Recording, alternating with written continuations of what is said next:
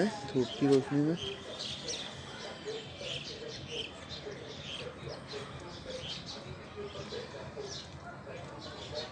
ठीक है जी, ये बेस्ट तांबा निकला है अपना।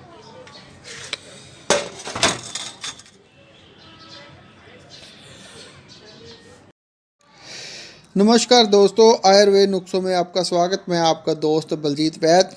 दोस्तों, आज मैं आपको सफ़ेद तांबे की भस्म बनाना दिखाऊंगा। और ये बहुत दिनों से वीडियो शूट कर करके मैंने रखी थी, सभी कटों को एक साथ में जोड़ करके आज आपको दिखाऊंगा कि सफ़ेद तांबे की भस्म किस प्रकार बनती है। सफ़ेद तांबे की भस्म बनाने के लिए हमें सबसे बढ़िया पुराने तांबे के सिक्के लेने पड़ते हैं। ये सबसे बढ़िया तांबा होता है। तो ये भी देखना पड़ता है कौन से सन के सिक्के हैं। तो ये मुलायम और प्योर तांबा पाया जाता है। तो इसको देखिए कितनी तेज़ आंच पर हमने इसको गर्म किया और इसको बुझाए दिए हैं, जिससे कि ये शुद्धि किया है। अभी यहाँ तक कि इसको ऑक्सीजन गैस से चलने वाली जो गन होती है उससे इसको लाल तप्त बिल्कुल पिघलने की स्थिति तक ले जा कर के फिर इसको हमने शुद्ध किया है। शुद्ध करने के लिए दही में बुझाए दिए जाते हैं, आक में, डंडा थोर के दूध में, जामुन के सिरके में, चूने के पानी में भी शुद्ध किया जाता है, त्रिफले के क्वाथ में, पारा कांजी में, कंडेरी के रस में और गौमूत्र में। इनको 5-6 चीज़ों में से आप गुजार सकते हैं। तो करना क्या है, ये देखिए इतनी तेज़ आंच दी थी कि कुछ तांबा इसमें पिघल करके जुड़ के अलग पिघला हुआ मात्रा पे भी आ गया है और कुछ बरूदा बन गया है। तो इसको बिल्कुल तेज़ आंच पर गर्म करना है। जब ये लाल तप्त पिघलने की स्थिति पे आ जाए तब इनको आपने इन रसों, दूधों और अर्कों के अंदर आप डाल के इसको बुझाए देने हैं। ये बुझाए कम से कम भी आपने 50 बार तो देने ही हैं। 50 बार आप करने के बाद फिर ये शुद्ध होता है तांबा। फिर बेजंगारा होता है, ये जंगार नहीं देता है, ये खराबी नहीं करता है। आप ये जो गन देख रहे हैं, ये गन ऑक्सीजन गैस से चलने वाली है और इस पर तेज़ आंच मिलती है। तांबा हमेशा बढ़िया इसी से बनता है। और ये हमने आक मदार का दूध इकट्ठा किया है बड़ी मेहनत से। बहुत दिन लगे हैं इसको दूध को इकट्ठा करते करते। सबसे बड़ी बात यही है कि ये काम होते नहीं हैं जल्दी। काफ़ी दिनों से दूध इकट्ठा करने के बाद फिर ये पड़ा पड़ा इस रंग में आ जाता है। और यदि इसको हम बोतल को खोलेंगे तो इसके अंदर ऑक्सीजन जाने के बाद फिर ये थोड़ा सा कलर भी चेंज इसका होता चला जाता है, इसलिए इसको बंद बोतल को रखते हैं। ये ऑक्सीजन गैस से चलने के लिए हमने स्टैंड लगाया हुआ है और इसके नीचे कठाली रख के उसमें हमने इसको अब बुझाए देने हैं।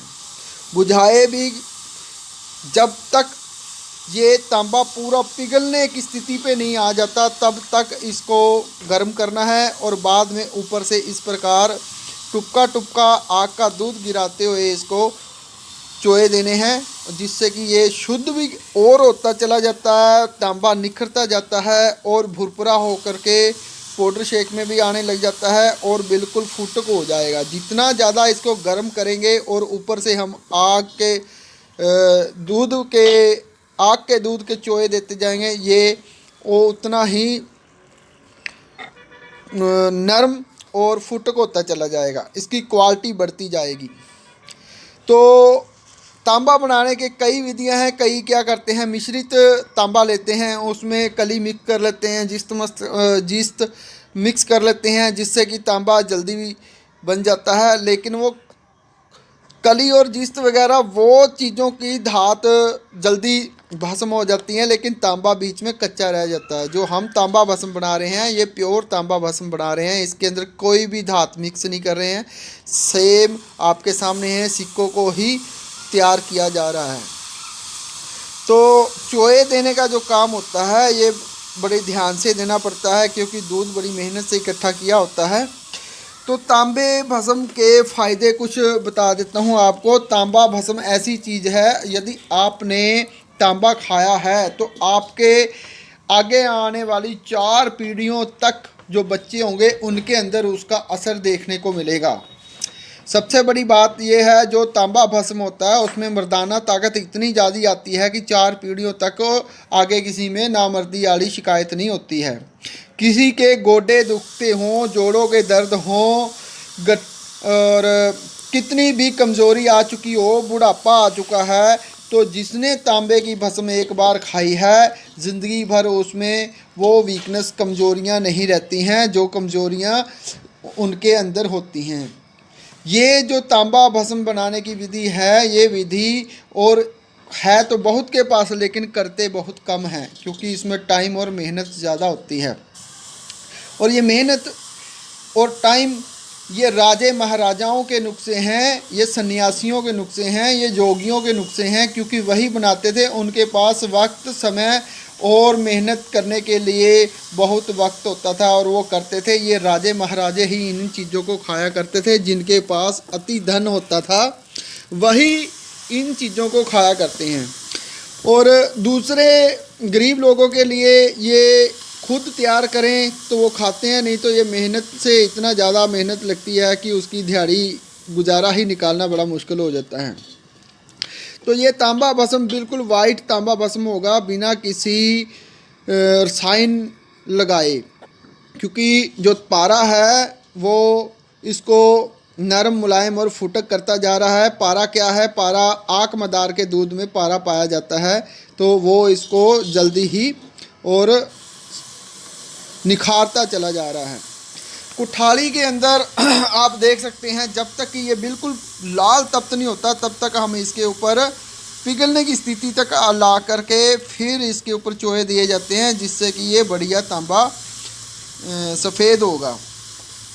तांबे की भस्म जिसने एक बार खा ली नामर्दी, तो उसके पास फटकती भी नहीं है, जोड़ों के दर्द नहीं होते हैं, कमज़ोरी नहीं आती है, जिस वजह से उनके अंदर बुढ़ापा समय से पहले ही आ जाता है। 50 साल के बाद बुढ़ापा आता है, जिनको 50 साल से पहले ही बुढ़ापा आ जाता है।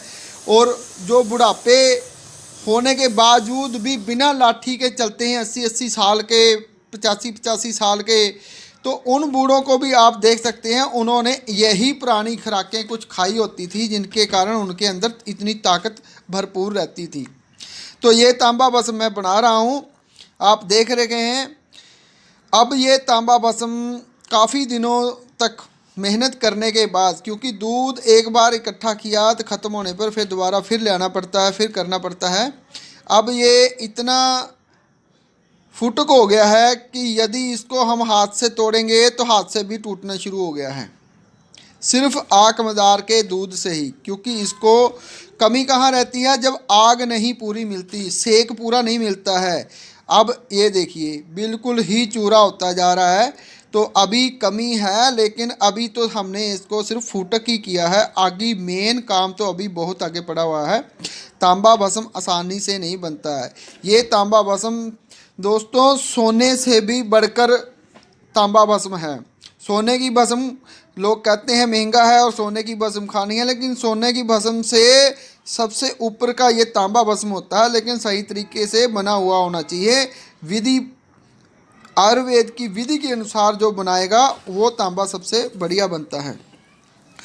तो ये तांबा भस्म मैं आगे एक योग तैयार करने जा रहा हूँ हीरा भस्म का, जो नामर्दी को दूर करने वाला है, बुढ़ापे से जवानी की तरफ रखने वाला है, जिनके अंदर समय से पहले ही बुढ़ापा आ चुका है, जोड़ों के दर्द है, बलगम, खांसी, जुकाम बना रहता है, बिना वजह बीमार रहते हैं, टांगों से, घुटनों से दर्दों से परेशान हैं, उन लोगों के लिए और नामर्दी के लिए, मर्दाना ताकत के लिए, उनके लिए जोश भर देने वाला, घोड़ा बना देने वाला ये नुस्खा एक तैयार कराया हूँ, जिसके अंदर ये सफ़ेद तांबा भस्म, चांदी भस्म, हीरा भस्म और भी उसके अंदर बढ़िया तरीके से तैयार किया हुआ खून को बढ़ाने के लिए लो भस्म, कुछ भस्में लगा करके उनके लिए नुस्खा तैयार कर रहा हूँ। ये नुस्खा मैंने कुछ लोगों के लिए 7-8 आदमी हैं मेरे पास, जिन्हों की फरमाइश की वजह से ये मैं बना रहा हूँ,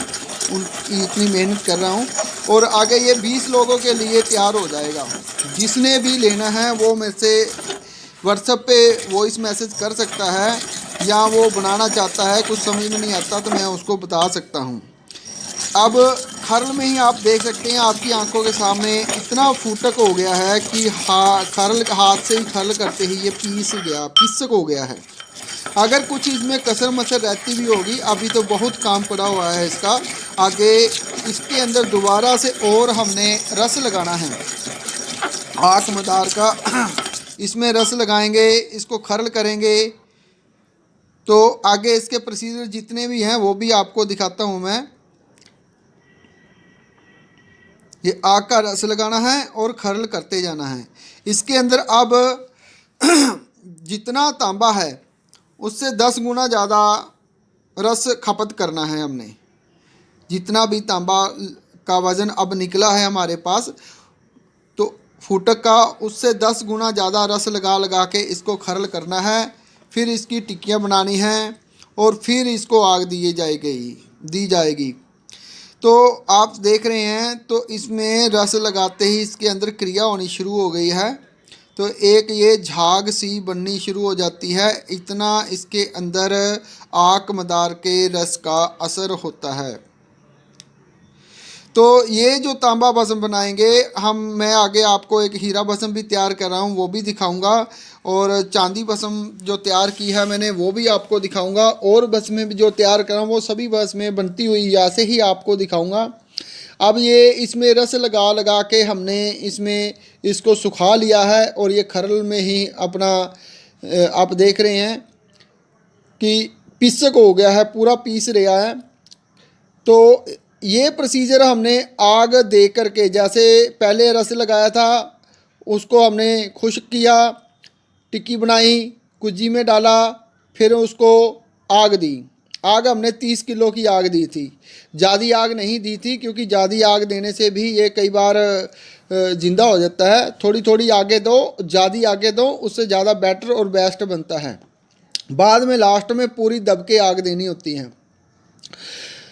ये तकरीबन मैंने 10 आगे दे चुका हूँ। अभी ये आगे अब मशीन पे चढ़ाया हुआ है। इसमें खरल के अंदर ये तांबा एक आप देख रहे हैं, जितनी बार इसको आगे देंगे ये थोड़ा काला, कभी मटमैला निकलता है, कभी काला निकलता है। तो जैसे जैसे आगे देते जाएंगे वैसे वैसे ये सफ़ेद रंग में होता जाएगा। क्योंकि जो आँख मदार का दूध होता है वो भी अपने अंदर, उसमें फाइबर होता है, तो वो जब इसके साथ मिलता है तो फिर वो राख बनती है। वो राख बनती है तो इसको काला कर देती है। तो लेकिन जब ये बिल्कुल आगे इसको धो के देखेंगे, रस ये आँख मदार के रस में खरल करके धो के देखते हैं, तो ये नीचे से वाइट होता चला जा रहा है। आप देख सक रहे हैं कि यह धीरे धीरे वाइट हो जाएगा। तो ऐसे ही इसके प्रोसीजर काफ़ी किए हमने। तो उन प्रोसीजरों को तब तक करते रहे जब तक कि ये वाइट नहीं हो गया। ये एक गुज्जी है। अब हमने 40 किलो की आग देनी शुरू कर दी है। ये एक गोला बनाया था, इसके अंदर हमने एक कुठाली रखी, कुठाली के 2 कुठालियाँ थी, उन कुठालियों के अंदर हमने तांबा भर के 40 किलो की आग दी थी। आप देख सकते हैं इस मिट्टी का और कुठाली का क्या हाल हुआ है। तो उसके अंदर से फिर हमने तांबा जो निकाला है सफ़ेद, वो ये है। ये बिल्कुल तैयार हो चुका है अपना सफ़ेद तांबे की भस्म। तो जो कसर मसर रहती भी होती है वो आगे हम इसको अब चेक करना है। इसको चेकिंग करने के बाद ही खाया जाता है फिर भी। लेकिन जितनी मेहनत हमने की है, इतनी मेहनत के बाद भी तांबा कच्चा कभी नहीं रहता है। लेकिन फिर भी चेक किया जाता है, ये चेक खाने के लायक है या नहीं, जंगार देता है या नहीं। तो जिसे भी तांबा भस्म चाहिए है या बनाना चाहता है वो व्हाट्सएप पे वॉइस मैसेज करके मुझे से बात कर सकता है। या और भी जो भस्में मैं तैयार करता हूँ, आपको वीडियो ये कैसे लगी वो भी बताएं। धन्यवाद दोस्तों।